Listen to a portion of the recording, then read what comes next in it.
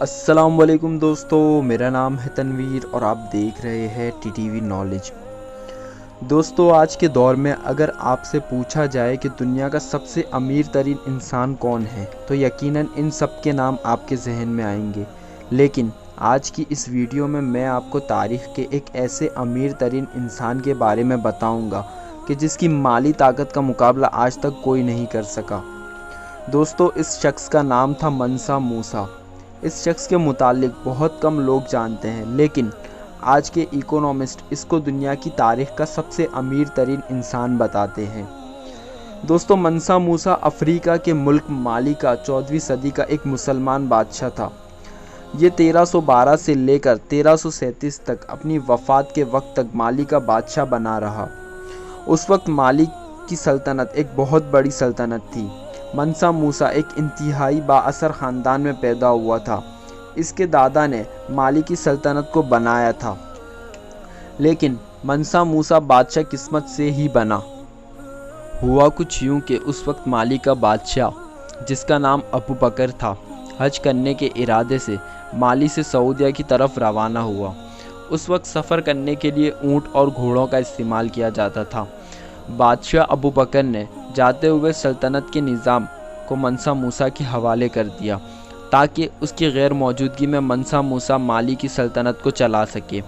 یہ بادشاہ حج کرنے کے بعد پیسیفک اوشین کی طرف کے علاقوں کو دیکھنے کے لیے نکل پڑا اور پھر کبھی واپس لوٹ کر نہیں آیا۔ اس طرح بادشاہ کا کافی انتظار کرنے اور کافی تلاش کرنے کے بعد منسا موسیٰ کو مالی کا بادشاہ بنا دیا گیا۔ دوستو، منسا موسیٰ کو عربی میں عبور حاصل تھا اور اس نے 1324 میں حج بھی کیا تھا۔ اس کے حج کی کہانی بھی کافی دلچسپ ہے۔ دوستو، مالی سے سعودی عرب تقریباً 4000 میل کا سفر اس کو طے کرنا تھا، لیکن منسا موسیٰ ایک پورا شہر اپنے ساتھ لے کر چلا۔ اس سفر کی تیاری میں کئی مہینے گزر گئے تھے۔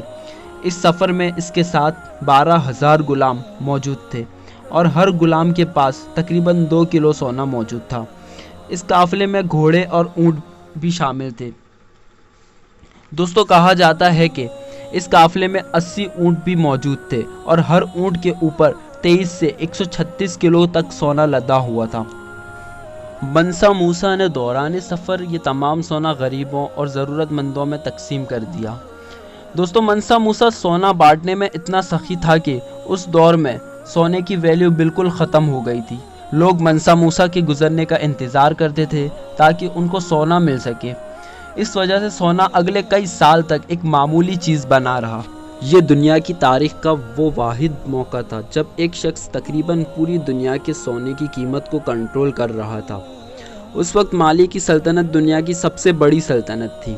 کہا جاتا ہے کہ مالی کے ایک کونے سے دوسرے کونے تک جانے میں 1 سال لگ جایا کرتا تھا۔ منسا موسیٰ کے بادشاہ بننے کے بعد اس نے سوچا کہ وہ پوری سلطنت کے مسائل خود حل نہیں کر سکتا تھا۔ اس نے مالی کو مختلف صوبوں میں تقسیم کر دیا اور ہر صوبے کا ایک گورنر مقرر کر دیا۔ مالی ایک انتہائی امیر سلطنت تھی۔ مالی میں سونے کی بے شمار کانیں موجود تھی۔ اس کے ساتھ ساتھ مالی میں نمک کی بھی کانیں موجود تھی۔ منسا موسیٰ نے اپنے دور حکومت میں تعلیم کو مفت کر دیا تھا۔ اس نے اس دور کی سب سے بڑی یونیورسٹی بھی مالی میں ہی بنوائی، جس کا نام یونیورسٹی آف سینکور تھا، جہاں پہ لوگ دور دراز علاقوں سے پڑھنے کے لیے آیا کرتے تھے۔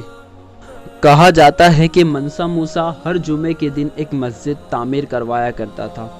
اس نے مالی کو اس وقت کی ایک جدید ترین ریاست بنا دیا تھا۔ منسا موسیٰ جب اپنے محل سے نکلتا تو اس کے ساتھ 300 محافظ ہوا کرتے تھے جو اس کی حفاظت کرتے تھے۔ دوستو، منسا موسیٰ کی وفات کیسے ہوئی، اس کے متعلق تاریخ دانوں کی مختلف رائے ہے۔ کچھ لوگ کہتے ہیں کہ منسا موسیٰ جب حج کر کے واپس آیا تو اس کی وفات ہو گئی، لیکن زیادہ تر لوگوں کا کہنا ہے کہ منسا موسیٰ کی وفات 1337 میں ہوئی۔ اس وقت وہ اپنے بیٹے کو بادشاہ بنانے کی تیاری میں مصروف تھا، لیکن اس سے پہلے ہی وہ بیمار پڑ گیا اور اس کی موت ہو گئی۔ منسا موسیٰ کا نام تاریخ میں نہ صرف ایک امیر ترین انسان کے طور پر بلکہ ایک ایسے بادشاہ کے طور پر بھی یاد رکھا جائے گا کہ جس نے مالی کو ایک جدید ترین سلطنت بنا دیا تھا۔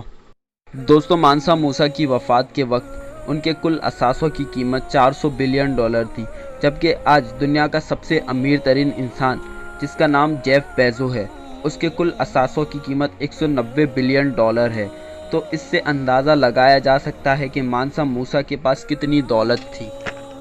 دوستو ویڈیو پسند آئی ہو تو ویڈیو کو لائک کرنا نہ بھولیں، اور اس طرح کی انفارمیٹیو ویڈیو کے لیے میرے چینل TTV نالج کو سبسکرائب کریں۔